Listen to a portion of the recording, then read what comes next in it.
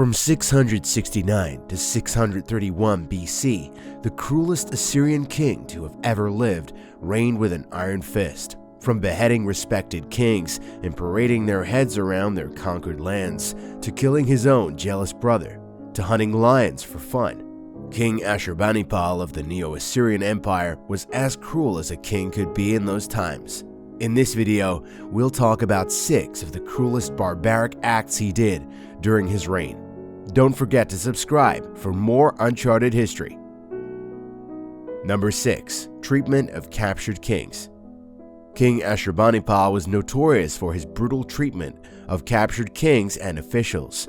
Physical torture was commonplace, with methods such as flaying, where the skin was removed from the body, often while the person was still alive.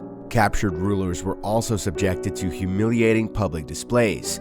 They were frequently paraded in chains, displayed in cages, or forced to endure degrading conditions. King Ashurbanipal's treatment of King Teumman, king of the Elam Empire and arch-enemy, is one of the most notable examples. He captured Teumman and, in a particularly gruesome act, beheaded him. Ashurbanipal then took the severed head of Teumman on a tour across the Elam Empire, displaying it in various cities as a warning to others who might consider opposing him.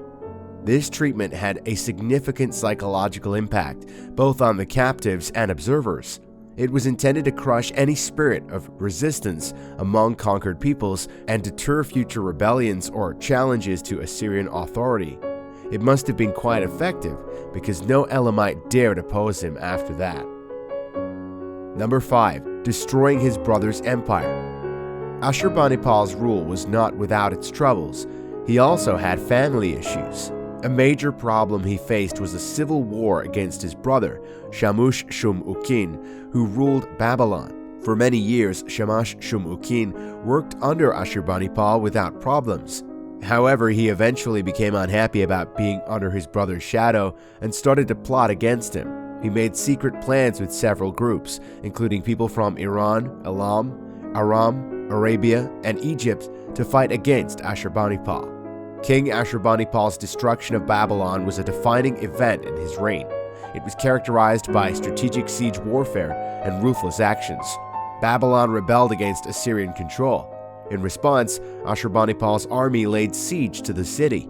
They used blockades and assaults to overcome Babylon's defenses. Eventually, they captured the city. This was significant due to Babylon's strategic importance. After capturing Babylon, Ashurbanipal's forces engaged in extensive destruction and looting. They targeted key structures, especially temples and palaces. The looting stripped Babylon of its wealth and cultural treasures. The siege and fall of Babylon were tragic for Ashurbanipal's brother, Shamash-shum-ukin. He was the king of Babylon and had incited the rebellion. Historical records suggest that Shamash-shum-ukin perished in his burning palace. His death marked a tragic end to the brothers' conflict. The Babylonian civilians also suffered greatly. They ran out of food, many got sick, and others were killed or taken captive. They were forcibly relocated. This terrified the remaining population and prevented future resistance. Number 4. The lion hunts. When Ashurbanipal wasn't killing people, he had a side activity. It was lion hunting. These hunts were more than a hobby for Ashurbanipal. They were an essential way for him to show his strength and bravery.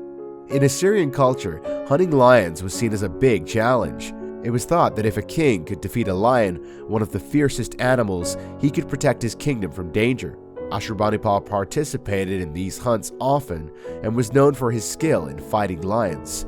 He often hunted lions from a chariot using bows, arrows, or spears. The brutality of these hunts is captured in the detailed reliefs found in his palace, which show graphic scenes of Ashurbanipal battling with lions. In these reliefs, lions are often depicted in the throes of death, pierced by arrows or spears. One famous quote from Ashurbanipal about his lion hunts goes, "I pierce the throats of raging lions, each with a single arrow." These hunts, while celebrated in ancient times, were quite brutal. The lions were often kept in cages and then released into an arena or a walled garden, where Ashurbanipal and his men could hunt them. This ensured that the king was often in a favorable position to kill the lions, which were sometimes wounded or starved to make them easier targets. Talk about animal cruelty. Number 3. The first barbaric attack. In the 7th century BC, King Ashurbanipal took on a big challenge, conquering Egypt.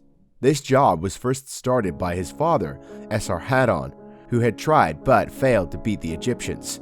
When Ashurbanipal became king, he continued this fight. He went to war with Taharka's army near Memphis and won, which meant that he was now in charge of Egypt. He let Necho I, an Egyptian prince, rule as his vassal, but only briefly. After Taharka of Egypt died, his successor, Tantamani, fought back and took over Thebes. This led Ashurbanipal to send more troops, defeat Tantamani's forces, and regain control. The Assyrian army, known for its efficiency, defeated Thebes' significant defenses using advanced siege tactics, including battering rams and towers. This breach marked the beginning of a devastating assault on the city. Once inside Thebes, Ashurbanipal's forces engaged in extensive looting and plundering. Palaces, temples, and homes were raided, with centuries' worth of treasures taken back to Assyria. The fall of Thebes also caused a massive slaughter of its inhabitants. Most of the city's residents, regardless of age or gender, were killed or enslaved. This massacre and enslavement were typical of Assyrian campaigns aimed at breaking the resistance and preventing future rebellions. The psychological impact of Thebes' destruction was significant. Ashurbanipal sent a stark message to other regions about the dire consequences of opposing Assyrian rule by leveling such a prominent city. The long-term impact of Thebes' destruction was profound. The city, once a cultural and economic hub, never fully recovered from the Assyrian assault. The fall of Thebes marked the end of its status as a significant power in the Near East and symbolized the destructive capability and dominance of the Assyrian Empire. Number 2. The devastation of Elam. King Ashurbanipal's campaign against Elam was extremely brutal. The campaign started with the Battle of Ulai in 653 BC, where the Elamite king was killed in battle, which increased the tensions between Assyria and Elam. In 639 BC, Ashurbanipal made a final invasion of Elam. His goal was more than just winning battles this time. He wanted to destroy Elam's culture. He took the bones of their kings to Assyria and scattered salt and cress all over Elam territory in order to curse the land.